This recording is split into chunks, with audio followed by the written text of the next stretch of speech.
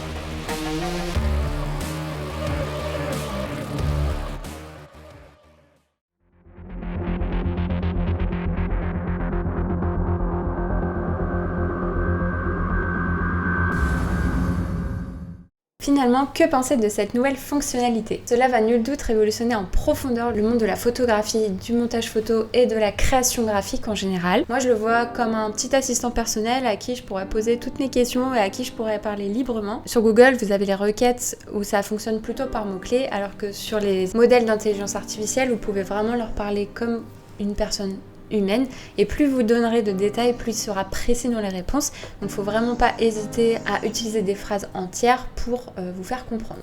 Je le vois aussi comme un gain de temps puisqu'on n'aura plus besoin d'aller chercher les stocks, tout ce qui est images sur internet, puisque c'est directement généré par l'IA. Et même si c'est un peu contraignant parce que vous l'avez vu comme moi dans le montage photo, en fait on doit quand même détourer puisque les images générées par IA sont directement incrustées dans la photo avec tout l'environnement qu'il y a autour. Du coup on ne se retrouve pas avec un sujet détouré, et ça peut poser problème notamment pour l'application de couleurs, d'ombre, la gestion, tout ça, déplacement, puisque si vous voulez déplacer votre image générée par IA, en fait le fond n'ira plus du tout. Donc on a cette étape quand même supplémentaire où il va falloir détourer le sujet, et c'est un peu chronophage, donc en soi, est-ce qu'on s'y retrouve vraiment? Adobe a déjà prévu d'intégrer Firefly dans d'autres outils, bien évidemment, comme Illustrator, et je pense clairement que ça va ensuite sûrement s'étendre à toute la suite Adobe. Et ils ont également dit qu'ils allaient intégrer ça en termes d'outils, donc des nouveaux brushes, des nouveaux pinceaux, c'est la même chose, mais aussi des paramètres vidéo, des images vectorielles, donc ça promet d'être super intéressant, ainsi que des textures personnalisées. Plus besoin de fournir une bibliothèque complète de textures en tout genre, l'IA va se charger de les créer pour nous. Il y a aussi toute une interrogation sur le côté éthique, puisque en effet Adobe a aujourd'hui décrété que ces images issues de l'intelligence artificielle étaient éthiques parce qu'elles ne provenaient pas de toutes les données trouvables sur internet, puisque c'est ce qu'on reproche principalement aujourd'hui aux IA comme Midjourney. Adobe a décidé de contrecarrer ceci en incluant les données uniquement disponibles de leur bibliothèque de données, puisque en fait les artistes qui déposent leurs œuvres sur iStock sont soumis à des contrats. Ils donnent les droits d'utilisation en guise de base de données pour Adobe Firefly. J'espère que cette vidéo vous a plu. N'hésitez pas à vous abonner si c'est le cas, à mettre un petit pouce en l'air, ça serait super sympa. Et puis moi je vous dis à une prochaine pour une nouvelle vidéo.